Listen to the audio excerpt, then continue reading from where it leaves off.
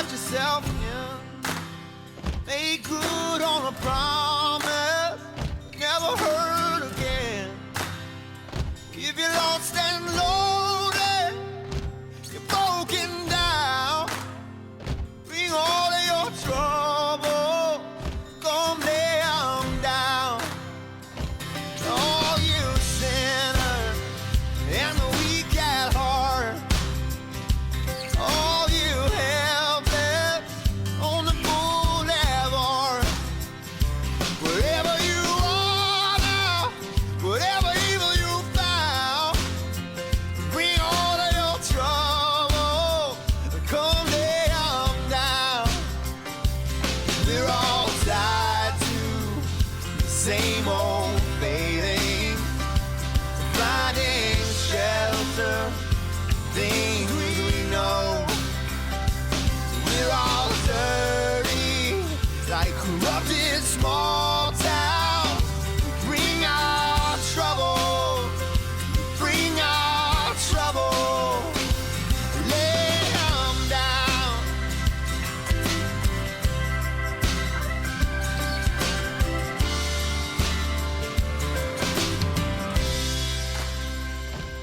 Oh, you rich men and the high above, all of those with and without love, all you burning, broken down, all of your troubles, come lay 'em down, come lay 'em down, come lay 'em down, come lay 'em down.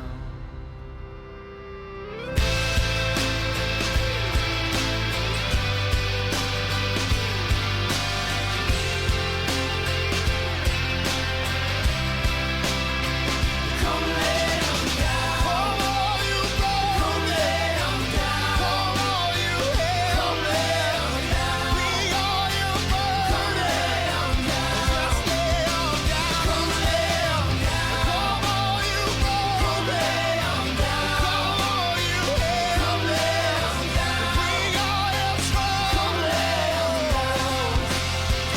Just lay 'em down. Come lay 'em down. Come lay 'em down. Come lay 'em down.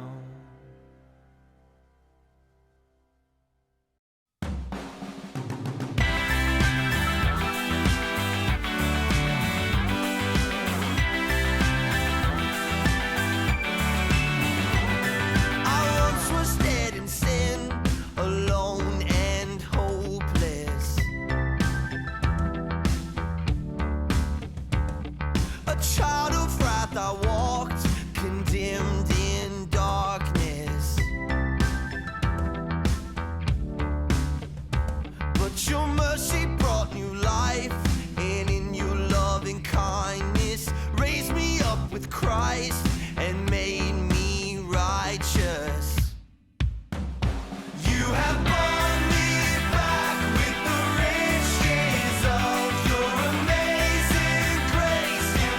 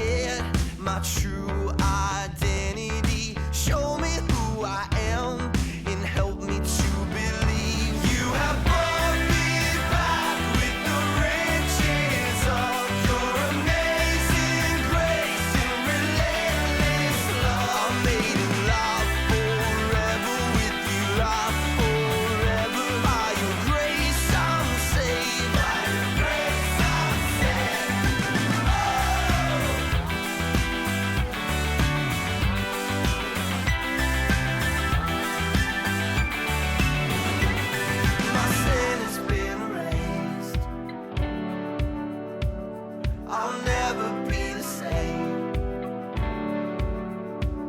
My sin has been erased. I'll never be the same.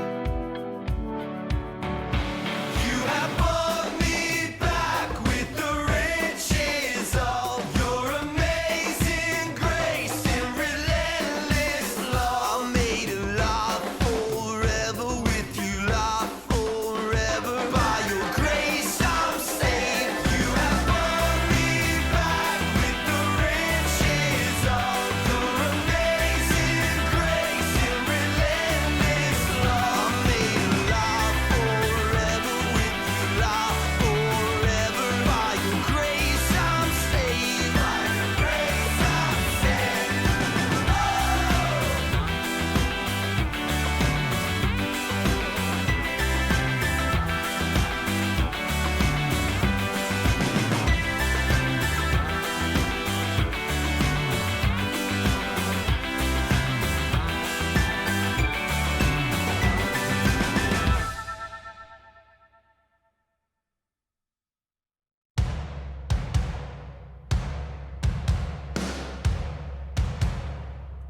The valley low, that's where we make our homes. But this I know, that's what he saved us from. 'Cause we've seen the glory of our King on the mountain top.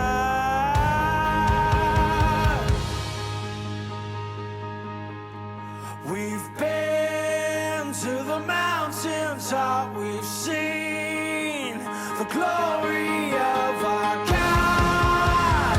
He is here in the valley low, he's here. I feel it in my bones, our God. Here and now, we are the body of our God.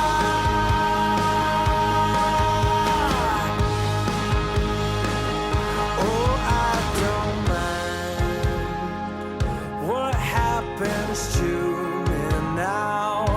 I know for sure that we've been changed somehow, and we'll be the glory of our King in his kingdom come.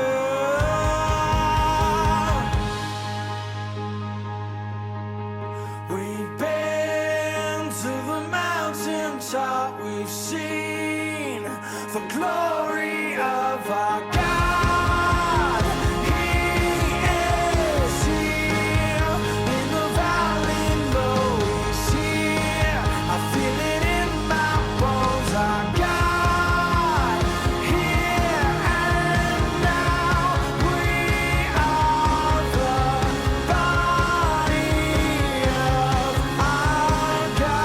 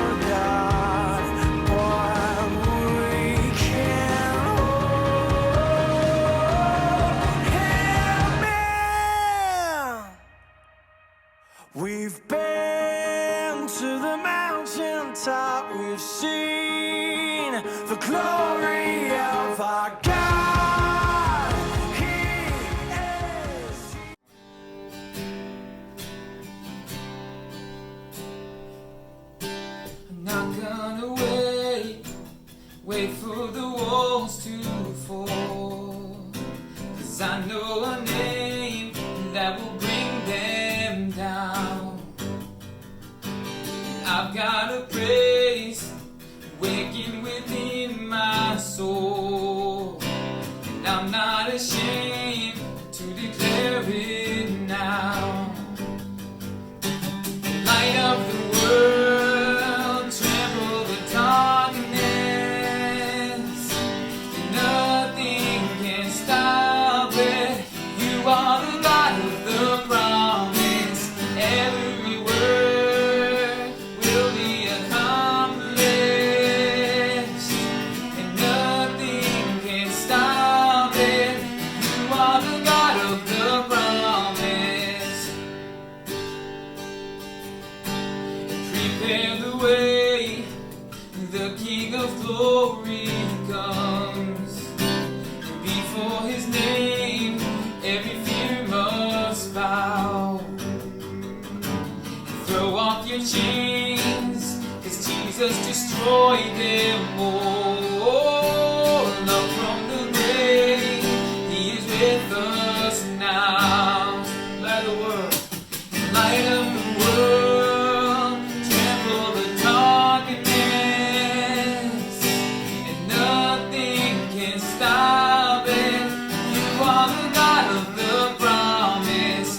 Every word will be accomplished, and nothing can stop it. You are the God of the promise.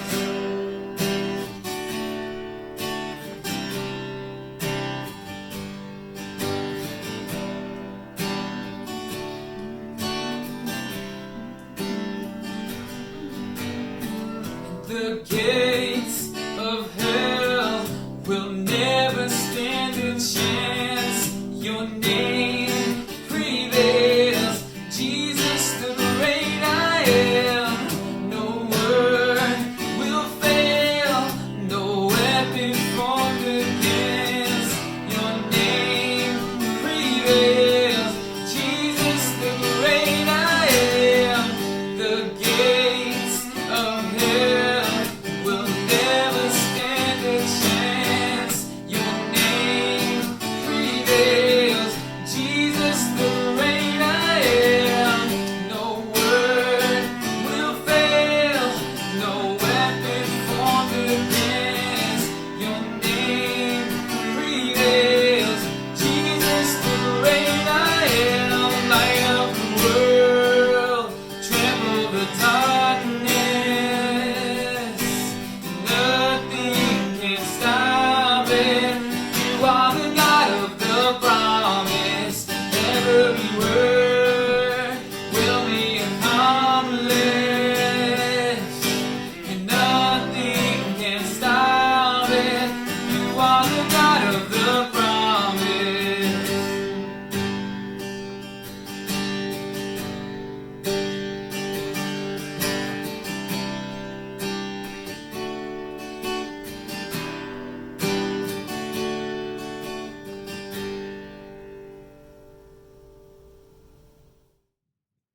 This is a new song that we're going to try this morning. It's called Faithful Now, and it's about having faith in the moment when your fear seems so strong that it's impossible to have faith. But we will have faith. Sing with me. I am holding on to faith, 'cause I know you'll make a way. And I don't always understand, I don't always get to see, but I will believe it, I will believe it. You make mountains move, you make giants fall, you use songs of praise to shake prison walls. I will speak to my fear, I will preach to my doubt that you were faithful then, you'll be faithful now. You are faithful. Yes, Lord.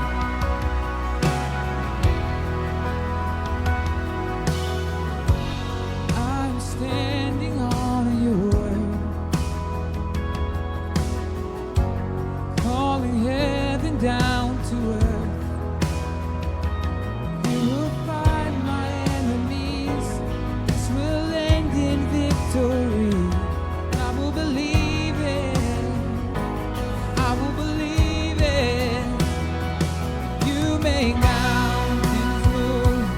You make giants fall. You use songs of praise to shake prison walls.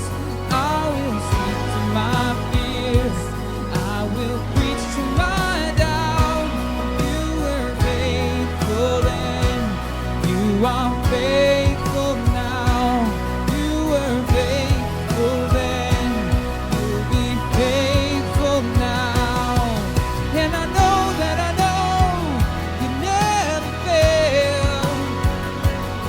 I know that I know you never will. And oh, that I know you never fail.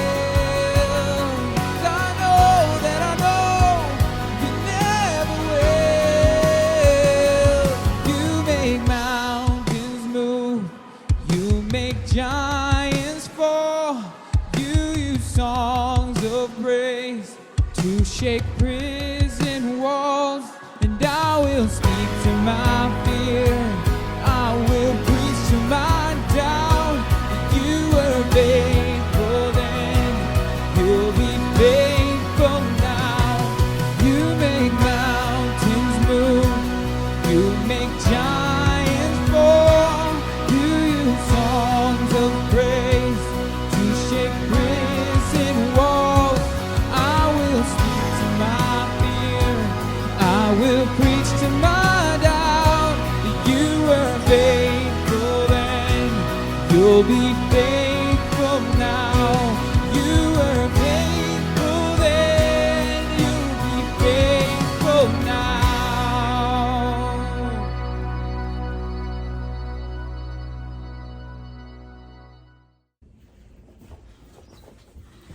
Well, good morning, City on a Hill. Welcome to church. Good to see you. My name is Pastor Shane. This is your first time joining us. We're excited to have you with us, and hopefully everything is going well with you at your home. Hey, good news. We have, hopefully you've seen this announcement already, but we are getting ready to return back to church together as a family in person, and we are so excited to do that. Our date has shifted. We were going to actually start meeting next Sunday, February 7th, but there was a conflict with the movie theater that was overlooked by AMC, and so they asked us to wait a month and to start in March. So March 7th at 11 a.m. we'll be meeting in person at the movie theater AMC at the Columbia Mall, Auditorium 2. We're really excited about that, and hopefully we will see you there. If you still don't feel comfortable coming out in person, we understand, and it's okay. We will continue our live stream at 11, because right now we're at 10, but it will be at 11 a.m. instead of 10 a.m. So you can still participate in the service from home. But if you do feel comfortable coming, we would love to see you there.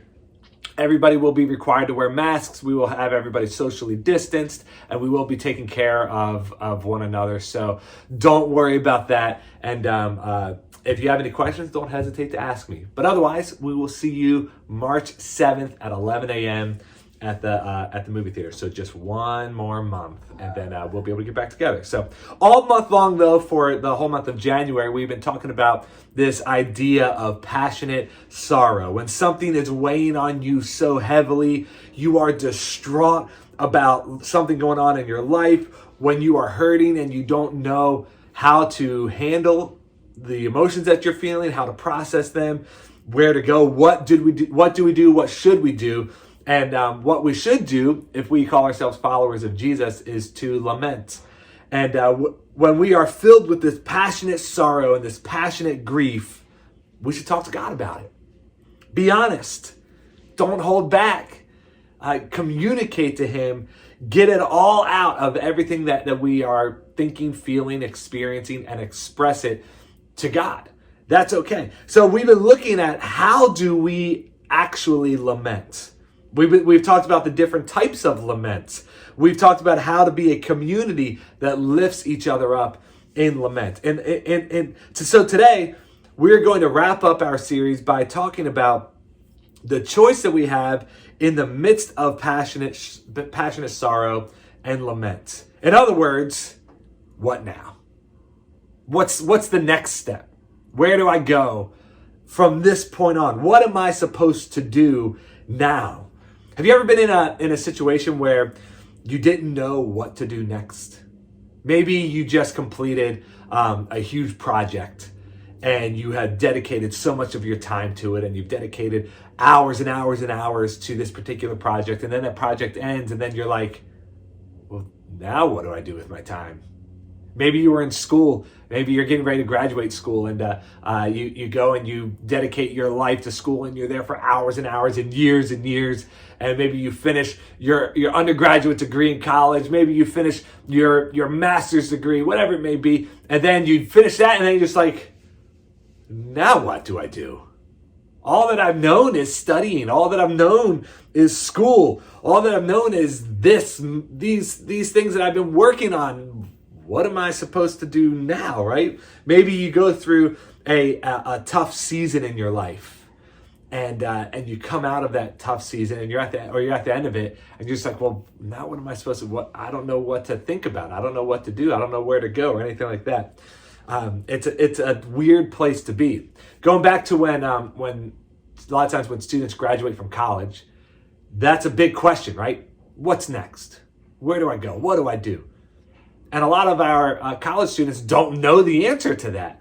I remember a lot of my friends when we were all in the age where people were graduating college and be like, well, I guess I should find a job now.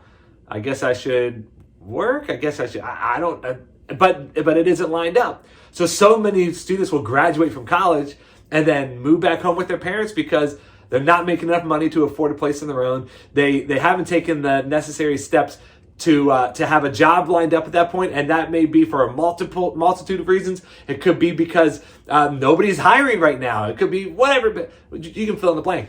And we get to this place where so many students will graduate from college and then move back home and feel like, this is not what I'm supposed to do. This is not where I'm supposed to be. I'm just kind of in the same place that I was before I went to school. Nothing. What am I doing with my life? Where do I go? What are the next steps? And it can be a frustrating place to be and a confusing place to be. We don't always know, in the same vein, we don't always know the next step to take after we lament. What I mean by that is a lot of us are really good at complaining. A lot of us are, and that's not what lament is. So don't hear me say that lament is only people whining. But what I'm saying is, a lot of times we get to a place where we're really good at complaining about something, but we're not really good at moving on after that. Like we don't take the right steps after that to move past it, to move beyond it. A lot of us want to complain about something. We like to complain about something, and then we like to stay there and continue to complain and complain and complain and complain and complain. And the reason for that is because now we have a reason. Now we have something that we can point to as this is the reason why I'm a miserable person. This is the reason why I'm down in the dumps. And now I have an excuse and a reason to be in a bad mood. That, my friends, that's not lament. But that's how we treat it a lot of times. We want to find something to whine about. We want to find something to complain about. And then the danger with that, because that's so common in our society and so common in many of our lives, when we do get to a place where we are lamenting to God, we're bringing something to God and we're saying, God, this is weighing heavily on me. Please help me. We don't know where to go after that. We don't know what steps to take following that. And it's a tough place to be. It's a tough situation to be in. So the easy thing to do would be to just not move. I'm just going to stay here, bring something to God, struggling, hurting, overwhelmed, and then I'm not going to do anything else. Just going to stay there. But with lament, it is important for us to process our feelings, to live in those feelings for as long as necessary. But as long as necessary is not forever. We have to move. We have to take action. We don't have to stay there forever. And it's so easy to miss the opportunities that are presented before us to take that next step, to move forward in our walk, to move forward in our life. In the Old Testament, there was a prophet. His name was Habakkuk. It's a cool name. He was a prophet while the kingdom of Israel was split into the northern and the southern kingdom. Habakkuk was in Judah, which is the southern kingdom, and the northern kingdom at this point in the book of Habakkuk, the northern kingdom was already taken into captivity by the Assyrians, the nation of Assyria. The southern kingdom, Judah, which is where Habakkuk is, was currently free, but they were about to be taken into exile by the Babylonians, similar to what happened to the northern kingdom of Israel. So Habakkuk is in the middle of all this. But the interesting part, a few weeks ago, we talked about Jeremiah when we looked at the book of Lamentations, and we looked at Lamentations 3, and we talked about how Jeremiah was dealing with preaching and bringing the message of God to the nation of Israel, to the Israelites, and how he was so frustrated because everybody was just so stubborn and hard-headed and nobody would listen to him.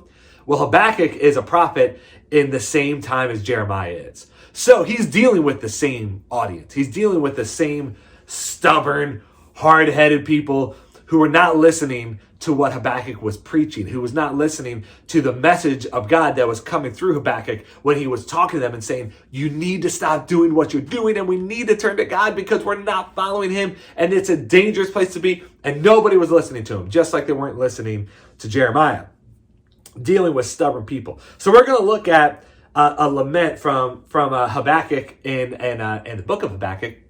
I'm saying Habakkuk a lot. That's okay. I'm going to say it a lot more.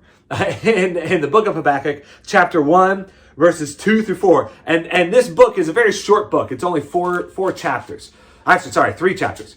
And we're going to kind of do a broad overview of this whole book and see the story, because this book is a discussion between Habakkuk and God. And they keep going back and forth a couple of times. So we're going to start with his first complaint and his first lament in Habakkuk chapter 1, verses 2 through 4. It says this: How long, O Lord, must I call for help, but you do not listen, or cry out to you, violence, but you do not save?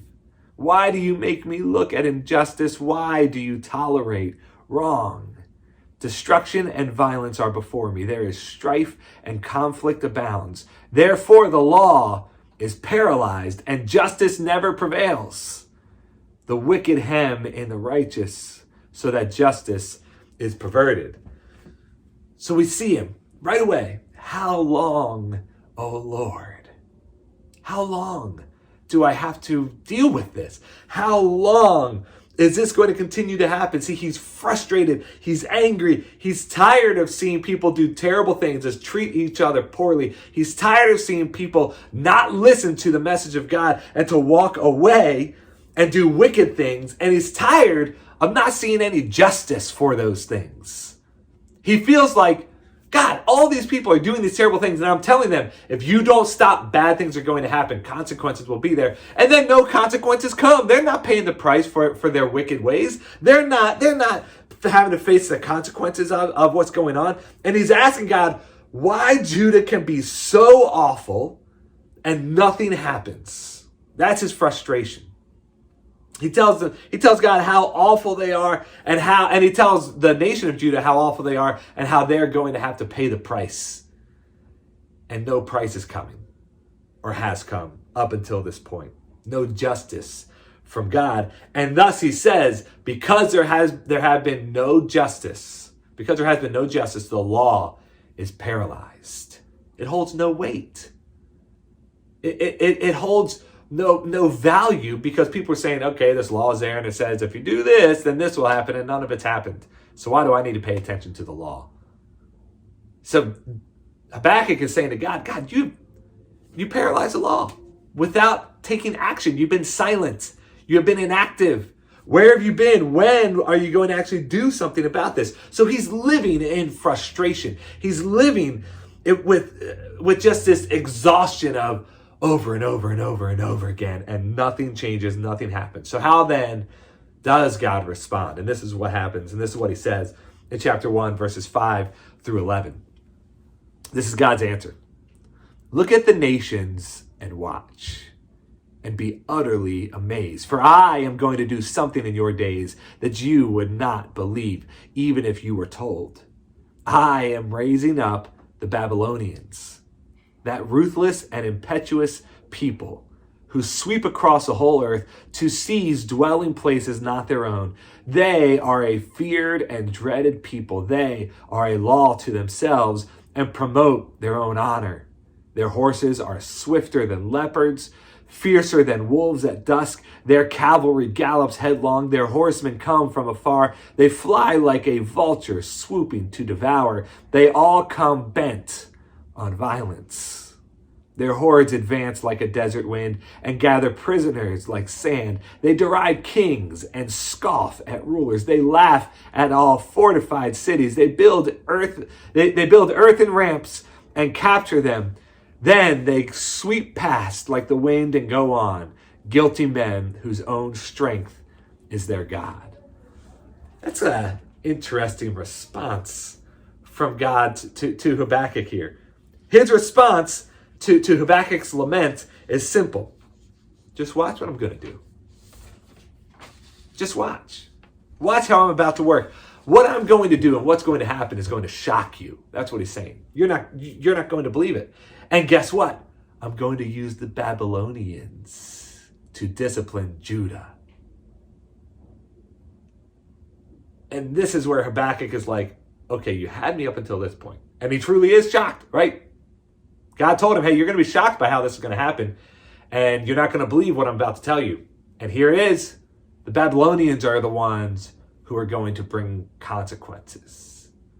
And Habakkuk is like, wait a second, hold on. God, I asked you for help, but not like this.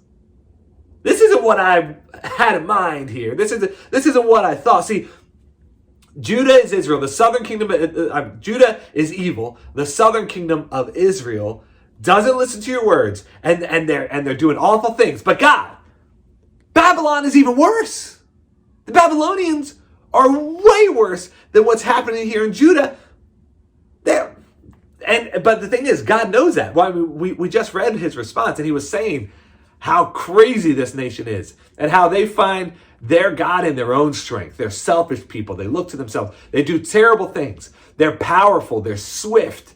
They've conquered other nations. God is saying all of these things. And Habakkuk is like, wait a second, God. You will bring this nation to bring judgment on us? Surely this won't work. Surely this isn't the decision that you're making. See, he's going to question God here. And I don't have time to read everything throughout the book of Habakkuk, so I would encourage you, like I said, it's only 3 chapters, to go through and read it for yourself. But God responds by telling him what he's going to do, and then Habakkuk's response is, God, I don't know about this. And he questions everything. He's surprised by what's going to happen. And now, not only is Habakkuk frustrated about what has happened with Judah, now he's even more frustrated, and he continues to lament. And now he has a new thing to lament about, and that is the Babylonians coming to destroy the nation of Judah and to bring swift consequences to them. So he laments again. Habakkuk does. And after he's done lamenting, and after he's done questioning God, because remember, we talked about how lament is meant to be expressing whatever it is you're thinking, feeling, whatever it is, you cannot nor should not be afraid to express your feelings to God. A lot of times we've been told in our life, no, you gotta speak to God with respect and reverence, and that is true. But we have taken it and twisted it to think that, we need to put on a face, and we need to put on a mask and speak to God in a very proper way to make sure that we don't offend. No. You are allowed, and you should express exactly what is in your heart to the creator of the universe. And that's what Habakkuk does. And after he does it, he braces himself. He's scared. He's a little nervous because he knows, okay, I just got done questioning the creator of the universe who can do anything. I better be prepared for what is about to happen. This is what Habakkuk says in chapter 2, verse 1. He braces himself after he responds to God, and he says, I will stand at my watch and station myself on the ramparts. I will look to see what he will say to me and what answer I am to give to this complaint. So in other words, he's nervous and he's bracing himself for what's about to come. I will stand at my watch and station myself. He's like, okay, gotta put it all out there. Now, go ahead. Tell me whatever it is you need to tell me. And he's bracing himself. He's worried about what's going to happen. So then, how does the Lord respond? What's the response that Habakkuk gets? Does the Lord yell at him? Does he send lightning bolts down from heaven to smite him? Does he decide, you know what? Who are you to question me? I'm going to tear everything apart and you're going to be sorry that you ever questioned me? That's what I would typically expect. And he responds by telling Habakkuk to write down what he's about to say. We're going to read chapter 2, verses 2 through 5. Then the Lord replied, write down the revelation and make it plain on tablets, so that a herald may run with it. For the revelation awaits an appointed time. It speaks to the end and will not prove false. Though it linger, wait for it. It will certainly come and will not delay. See, he is puffed up. His desires are not upright, but the righteous will live by his faith.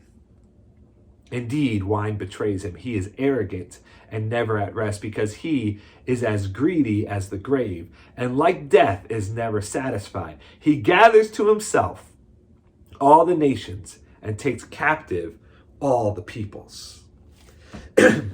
So God, this is what God is telling Habakkuk here. He's saying, look, I may use corrupt kingdoms like Babylon, but I do not endorse them. God is explaining here, look, yes, I'm using the Babylonians to come and to bring judgment on Judah, to wake Judah up, to turn back to me. Yes, I'm bringing this nation of Babylon who is filled with people who do awful things. I'm using them to bring judgment for Judah, but I do not endorse them. I do not support them. They are not the chosen people. They are not living their life the way that I want their life to be lived. But I tell you this, Babylon will not last. No, Babylon's judgment is also coming. That's what he's saying. He's saying Babylon's chest is puffed out. They're arrogant. They think they're strong. They've defeated other nations. They've done all of these things. And yes, they're going to come and also conquer Judah. But I'm telling you now, Babylon will not survive forever. Will not. They are not going to live forever. They will fall one day. And the key verse from that passage in verse 4, where he says this, the righteous will live by faith. That's what's going to happen. See, in this world, kingdoms will rise and kingdoms will fall. Good things and bad things will come and go. That's the truth. But here's the key. And this is the key to taking the next step from lament. Regardless of it all, regardless of what this life throws at you, the righteous will live by faith. So will you choose to be righteous? That's the key here. See, and this doesn't mean that we aren't frustrated. And it doesn't mean that Habakkuk isn't frustrated here. It doesn't mean that he's not angry. It doesn't mean that we live a perfect or easy life. But it does mean that following God means we live by faith. Faith that he will provide. Faith that he does not abandon. Faith that he will be there every step of the way. Say your piece. Express your feelings. Communicate everything that you want to communicate to God, just as Habakkuk did. And then once you do that, live by faith. You said your piece. You said your words. That's okay. Good. Now that you've communicated it, live by faith. And know, God's word says, I promise that I am with you if you let me be with you. Live by faith. Know that God is active. Know that God hears you. Know that God is aware. Know those things. See, I feel like we don't often do this enough with each other, and definitely not with God. The art of saying your piece and then leaving it at that is very rare to find. I remember a few years ago, my brother Eric, who many of you know, pastor at Impact Church, him and his wife Erica. Yeah, Eric is married to Erica, a bunch of weirdos. They are coming up on the 10-year anniversary this year, and I remember when my brother was going to propose to Erica, and he said he came and he told myself and our parents, my sister, and he told us, hey, I'm going to propose. The interesting part was they had only been dating for like 6 months, very short dating period, and they didn't know each other before they started dating. So they had really only known each other for 6-7-ish months, something around there. And I remember he told our family that he was going to propose. And without him around, we all were like, what? Nothing against Erica, but they haven't been together for that long. I don't know if this is the right decision. I question whether or not this is the right decision. And so I decided, you know what? I'm going to go and talk to him about it as his brother. And if I don't say my piece, then it's going to bother me. So I decided I'm going to go and tell him my piece. So I sat down with him and I said, hey, if I don't tell you this, then it's going to bother me forever. So I have to tell you this. And after I tell you this, whatever you decide, I support you fully, and I'm following, and I'm happy for you, and this will be the last that you hear of it from me.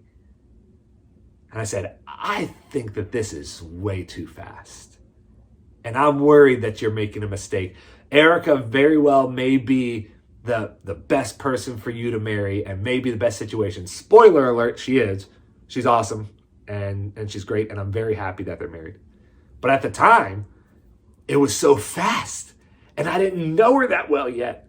And so I was like, I think that you're making a mistake, and you're rushing this, and you're going too quick, and that you should date her a little bit longer, and propose to her another time. I'm not saying not propose to her ever. I'm just saying slow down. And he didn't like that. he didn't like that conversation very much. But he understood where I was coming from. And I said to him, this is the last you'll hear of it. Once from this point on, you will know what my thoughts are, and you will know where I'm at. But I'm ready to go after this. And if you decide that you still want to propose and want to get married, I'm with you. And I'm going to be so happy for you. And that's what happened. And he did. And he appreciated that I was at least willing to be honest with him and say my piece. And then it was over from that point on. A lot of times we aren't good at saying our piece and then moving. We say our piece, and then if we don't get our way, we say our piece again. And if we don't get our way, then we say it again and again and again. God, hello, you didn't listen. I said my piece, and I know that it's your decision, but you still didn't do what I wanted you to do, so you need to listen to me again. I'm going to say it again. That's not appropriate. Communicate, express what's going on. And then if you do that, you don't need to do it again. So Habakkuk communicates to God, and he says, God, I don't know about this whole thing with Babylon. I don't think this is the right decision. Oh gosh, what's going to happen now? And God didn't blow him up. God didn't write him off. No. God said, well, let me just explain to you. Now, if Habakkuk would have continued to question him, that would have been an issue. But God said, okay, I hear you. And let me just tell you, yeah, Babylon's coming in and I'm using them, but they aren't going to be around forever either. Trust me. Trust me that I have your best interest in mind. Trust me that I'm working behind the scenes in ways that you cannot and will not ever understand. Trust me, and I'll show you. The righteous live by faith. That is that opportunity. So will difficulties come your way? Absolutely. When they do, feel them and express them. But eventually we have to get to a point where we say, all right, God, you've got this, because I don't. All right, God, you're in control. Do what you need to do. I want to do something a little bit different today. I want to end my sermon with a video, and it's a 10-minute video. And this video documents a pastor named Ed Dobson, who passed away in 2015 from ALS, otherwise known as Lou Gehrig's disease.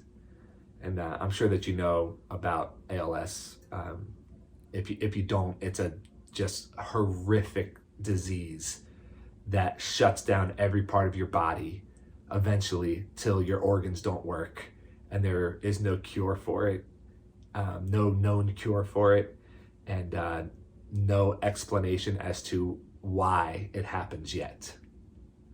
Hopefully one day. But it's awful. And the worst part about it is your body just starts to shut down piece by piece by piece, but mentally you're there for it all. That's the worst part. It's maybe one of the worst hands that a human being could be dealt. It's just, I can't imagine. So Ed Dobson, who was a pastor who has since passed away. This video is from 2011. He walks through some of his experiences and some of his thoughts.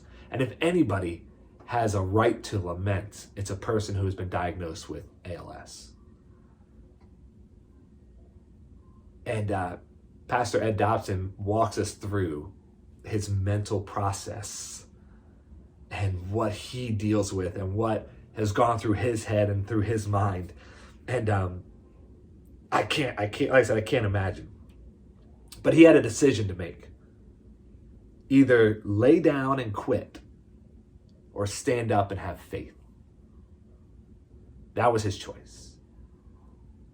So let's watch this video together, and then I'll wrap up afterwards. Let's watch this.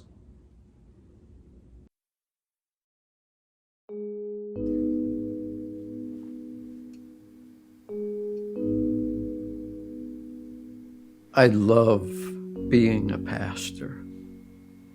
You get to walk with people in the best of times and the worst of times. And over the years, I have dealt with all sorts of people in all sorts of circumstances. And my joy has been to give them a sense of hope.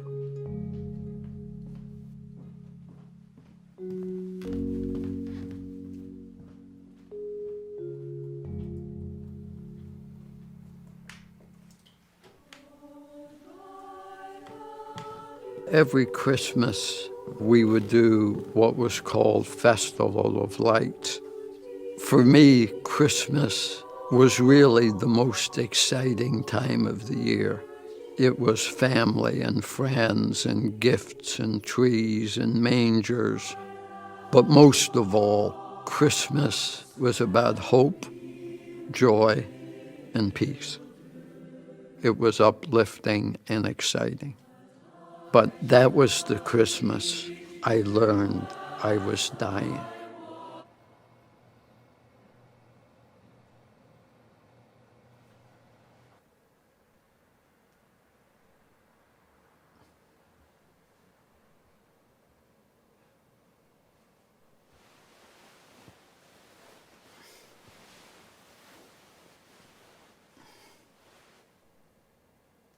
I thought, this will be my last Christmas. I didn't want to show up at the festival. I didn't want to see people, be around people, asking me how I was doing, I didn't want to go. I wanted to sit home alone.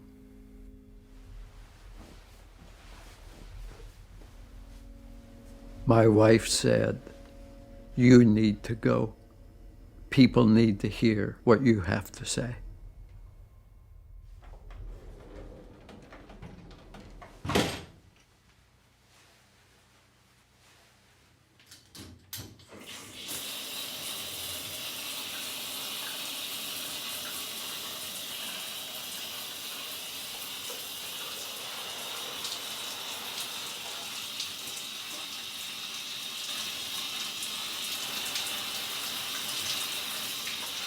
ALS, or Lou Gehrig's disease, is a degenerative disease, which means it gets worse and worse.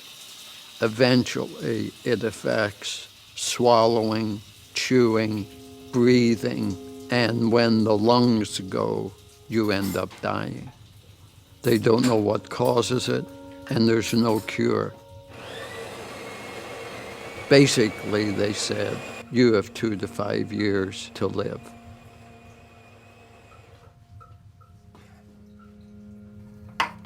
My wife has become the hands in my life when my hands don't work right.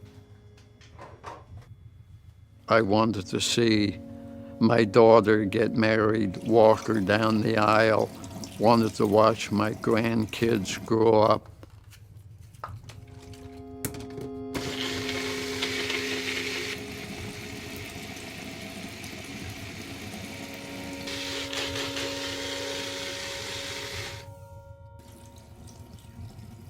I've been around people with feeding tubes and ventilators, and whenever I see someone like that, I'm seeing a reflection of my own future. When you're told you're dying and the process of dying is awful, there's not much hope in that.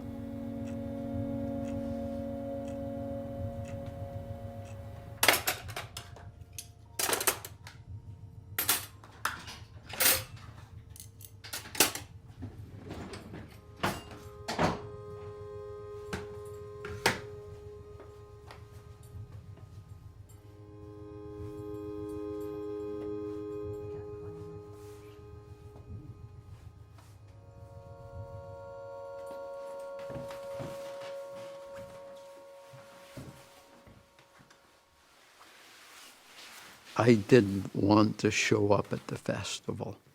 And my wife said, "You have to go." So I got in my truck. I was driving, and my phone rang, and it was Billy. Billy has more stuff wrong with him than most people I've ever met. For over 20 years, he was addicted to heroin. He's HIV positive. He has hepatitis B. He's been through cancer, but he's still alive.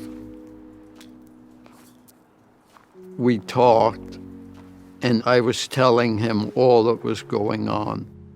And he has kind of a high-pitched New York accent. He said, "Hey, you need to be a Yogi Berra Christian." And I'm thinking, what? I had no clue what he was talking about. He's a tad off the wall, to say the least. So I asked him, "What do you mean?" He said, "It ain't over till it's over." Billy has the worst of the worst. His wife died in his arms. His son, he has never found to this day. And in spite of all of that, he's hopeful. Every human being knows they're going to die. The difference is I feel it with every twitch in my muscles. I feel it in the depths of my being.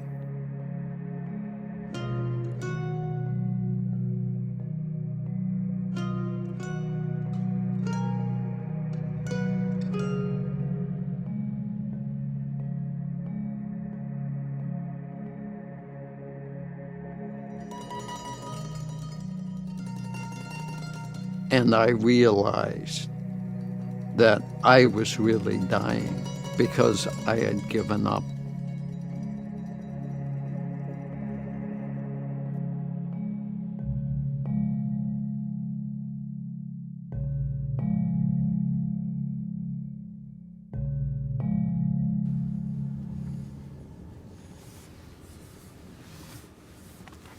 I had considered my life as over, but it wasn't.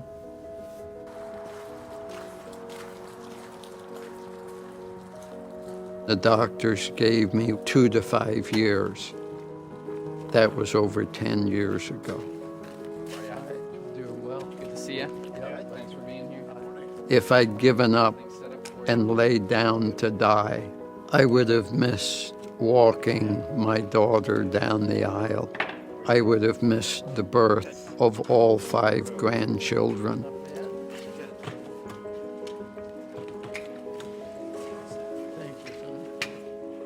I would say Billy's phone call was God speaking to me with a New York accent. Billy, of all people, should have considered his life over. And he was saying, it ain't over till it's over. Good to see you.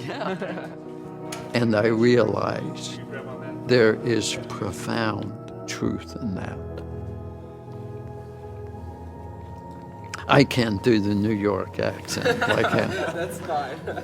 I didn't expect another Christmas, and now I've had 10. And the more I have, the more I want. I have my life to share, my own story to share. One day it will be over, but it's not about how long I have left. It's about how I spend the time I do have. It's not about how long I have left. It's about how I spend the time I do have. See, that's the realization that he came to. And that is the righteous living by faith. That is him saying, you know what? Do I like what's happening? No. Am I happy about this? Absolutely not. Am I sad? Am I lamenting? Yes. But I'm not going to lay down and quit. It ain't over till it's over. And if I'm breathing, then I'm living. And if I'm living, then I'm doing. And if I'm doing, I'm following God. That's what it's about. That's the attitude. God never promised tomorrow. God never promised a life free of trouble. Actually, he promised if you do follow me, you will have a life with trouble. But he did say, the righteous will live by faith. So get up and live by faith. Let's pray together. Heavenly Father, thank you that you are with us. Thank you that you love us. Thank you that you provide for us.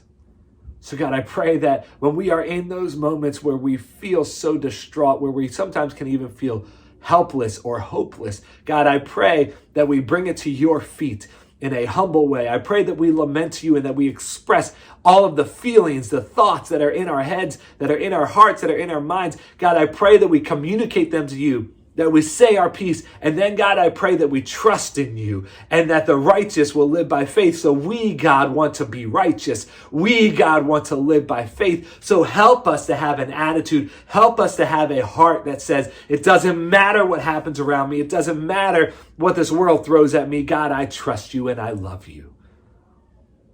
God, I may not understand everything that you do. I may not understand why things are the way that they are, and I may be frustrated with the world around me, but I know that you are good, and I know that you are in control, and I know that I am committed to following you. God, I pray for that person who feels broken and hurt. I pray that they turn to you, but I pray that they don't stay there forever. Help us, God, to take the next step in pursuing you. We love you so much. And we pray this in Jesus' name. Amen. Let's sing together.